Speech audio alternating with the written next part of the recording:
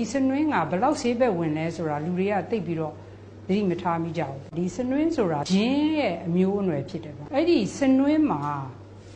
အာနိသင်ရှိတဲ့ဓာတ်ကိုအင်္ဂလိပ်ဗမာလိုတော့မသိဘူးအင်္ဂလိပ်လိုက curcumin လို့ခေါ်တယ်နော်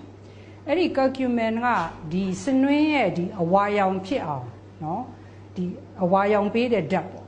ဒီစနွင်းအားလုံးမှာ तू က10%လောက်ပါတယ်ဒါပေမဲ့ तू ကဒီအဝါရောင်ပေါ့နော်ပေးတယ်အဲ့ဒါ flavonoid ဖြစ်တယ်အဲ့တော့စနွင်းကဘာတွေအတွက်ကောင်းတာလဲလို့လူတွေကမင်းနံပါတ်1တောတွေမှာနော်မလေးရီးယားယောဂါတွေသိဖြစ်ကြတယ်အဲ့တော့တချို့နေရာတွေကြတော့လေဆရာဝန်ပေါက်ရောက်တဲ့နေရာလည်းရှိတယ်ဆရာဝန်မပေါက်ရောက်တဲ့နေရာလည်းရှိတယ်အဲ့တော့ဆရာဝန်မပေါက်ရောက်တဲ့နေရာမှာဆိုလို့ရှိရင်ဘာလို့မှမသိဘူးလူနာကလည်းအဖျားတွေတက်အဲ့ဒါစောင်းနေနဲ့ဝိုင်းခြုံပြီးတော့ဝိုင်းနှိပ်ကြနော်အဲ့ဒါဆိုကျမကဘာပြောချင်လဲဆိုရင်လေဆရာဝန်ရှိရင်လည်းခင်မိတဲ့ဆေးနဲ့ကုပေါ့နော်ဆရာဝန်မရှိတဲ့နေရာမှာဒီတိုင်းနေမဲ့အစား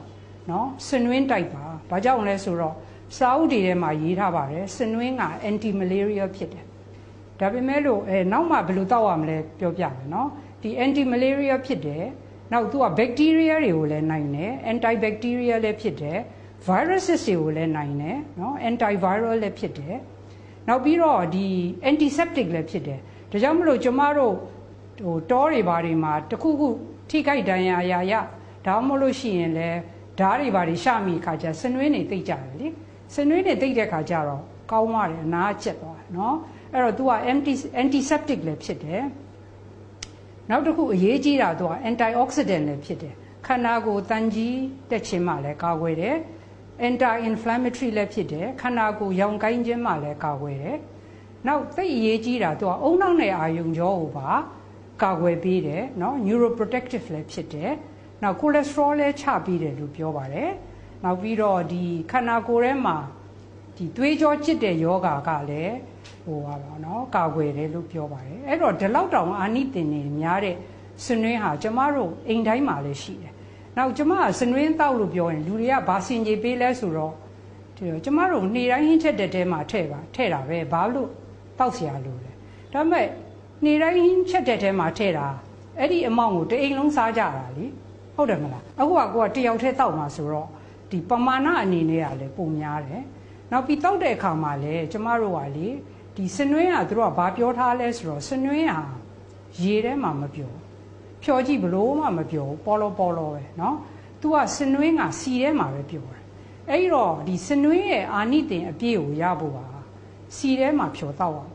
ဒီစီထဲမှာဖြောတောက်လို့ရှိရင်တေးသေးချာချာဖြောပြီးတော့တောက်ချလို့ရှိရင် तू ကသွေးတဲကိုစုပ်နှုံးပေါ့နော်စုပ်အားနှုံးဒီအတုံးချလို့ရတာကရေနဲ့တောက်တာတဲ့17ဆပို့ပြီးတော့များတယ်ဆိုတော့သူတို့တွေ့ရတယ်နောက်ပြီးတော့ကျမတို့အုံနောက်ကလည်းအစီလေအစီဆိုတော့တောယုံတိုင်ယုံဒီ blood brain barrier လို့ခေါ်တယ်ပေါ့နော်ပိုးတွေဘာတွေမဝင်နိုင်အောင်ခံထားတဲ့ဒီအုံနောက်မှာ barrier ရှိတယ်ဒါပေမဲ့စနွင်းကိုစီနဲ့ဖြော်လိုက်ပြီဆိုရင် तू ကအုံနောက်ထဲကိုဝင်ပြီးတော့အုံနောက်နဲ့အာယုံကြောယောဂါတွေအုံနောက်ရောင်ကိုင်းခြင်းရတယ်လေကာကွယ်အဲ့တော့ကျမကပြောတာလေတောက်မယ်ဆိုလို့ရှိရင်အာနိသင်ရှိတဲ့နီးနဲ့တောက်ဖို့မထူးဘူးလေတောက်ရမှာပဲရေနဲ့ပဲဖြစ်နောက်တချို့တွေကလည်းပြောတယ်ပေါ့နော်ဒီစနွင်းကိုသူတို့တွေကပြားရည်နဲ့လုံးပြီးတော့နေပူလှမ်းလိုက်တယ်နေပူလှမ်းပြီးတော့အဲ့ဒီလုံးလေးကိုဆေးလုံးလေးလိုပဲမျိုးချတယ်ကျမလည်းစမ်းကြည့်တာပေါ့သူတို့နေပူလှမ်းလာတော့မာပြီးကျစ်သွားတယ်လေအဲ့တော့တိတ်မာလုံးအားကြီးတော့တခါငရုတ်စုံနဲ့ထုတာတော့မှမရဘူးအဲ့တော့ကျမကစဉ်းစားတယ်ငရုတ်စုံနဲ့ထုတာတော့မှမရတာကြပွေးနဲ့ထုတာတော့မှမရတာဘယ်လိုလုပ်သွားပြီးတော့ခန္ဓာကိုယ်ထဲမှာပျော်မှာလဲဒီဟာနော်အဲ့ဒီတော့ကျမကပြောချင်တာကဒီအမတန်မှနော်ဈေးပိုက်ဆံအားဖြင့်လဲပေါ်တယ်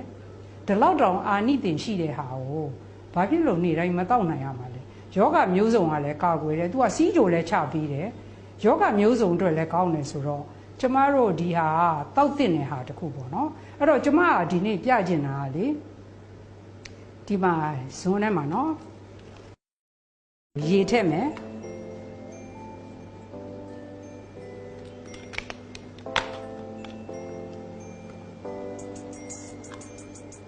ဒါ olive oil နော်စီထည့်မယ်ဒီဇွန်းစီနော်မတူ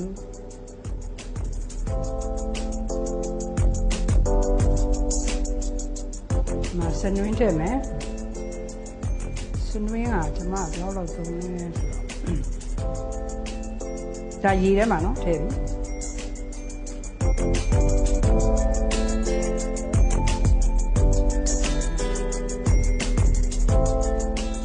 ဖြော်ကြည့်မယ်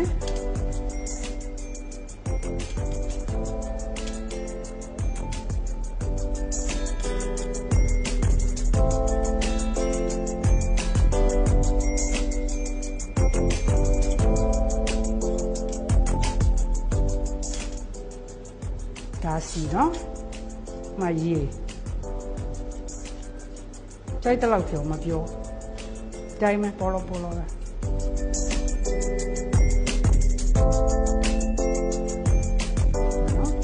ဒါစီဒီမှာရေပေါ်မှာစပေါ်လို့ပဲအဲ့တော့နော်အာနိသင်ရှိအောင်ဆိုဒီလိုတောက်ရမယ်နော်အဲ့တော့တောက်ရမယ့်အချိန်ကဗိုက်ထဲမှာအစာမရှိရင်တောက်လို့မရဘူးဘာလို့ဆို तू က sugar ကျတယ်လေအဲ့တော့ဗိုက်ထဲမှာအစာမရှိဘဲနဲ့တချို့တွေဆိုနားမထောင်ဘူးပြောတာမိုးလင်းလာတဲ့တောက်ချတယ်ဘာမှမစားဘူးခေါင်းမူးတယ်ဆိုပြီး complain လုပ်တယ် sugar ကျတယ်လေ तू ကနော်အဲ့တော့ तू ကအစာတစ်ခုခုစားပြီးတော့မှတောက်အောင်မှာဖြစ်ပါတယ်နော်ဟိုပေါ့မနေ့စာဒါမှမဟုတ် breakfast ဒါမှမဟုတ် lunch ဟိုစီးကြိုယောဂရှိတဲ့လူတွေကလည်းစားပြီးတိုင်းတောက်ပေါ့ तू ကဘလောက်ကောင်းလဲဆိုတော့သူတို့စမ်းကြည့်တာ lab ထဲမှာ10,000 mg ကို intravenous ပေးတာလူနာဘာမှမဖြစ်ဘူးအဓိပ္ပာယ်ကဒီလောက် dosage အကြီးပေးတာဘာ side effect မှမရှိဘူးမကောင်းတဲ့ဆိုးကျိုးဘာမှမရှိအဲ့တော့မတောက်နိုင်စရာအကြောင်းမရှိဘူးနောက်ပြီး तू ကစီနဲ့ဖြော်လိုက်ရင်လည်းလေဟိုပါပေါ့တောက်လို့ရတယ်နော်ဟိုပါပေါ့တောက်နိုင်တယ်ဘာလို့ဆိုတော့ဒီတိုင်းအမှုန့်ကိုတချို့တွေကလည်းအမှုန့်ကိုပါဇက်ထဲထည့်ပြီးတော့ရေနဲ့မျိုးချတယ်အဲ့ဒါကြတော့လေအမှုန့်ကနှာခေါင်းထဲတွေပါတွေမှုန်ပြီးတော့ဟာချိုနဲ့ဖြစ်တဲ့လူတွေလည်းရှိတယ်နော်အဲ့ဒါဆိုတော့ဒီကစနွင်းတောက်နီးပေါ့နော်အဲ့ဒါအစာနဲ့ပဲတောက်ရမယ်အစာမရှိဘဲနဲ့မတောက်ပါနဲ့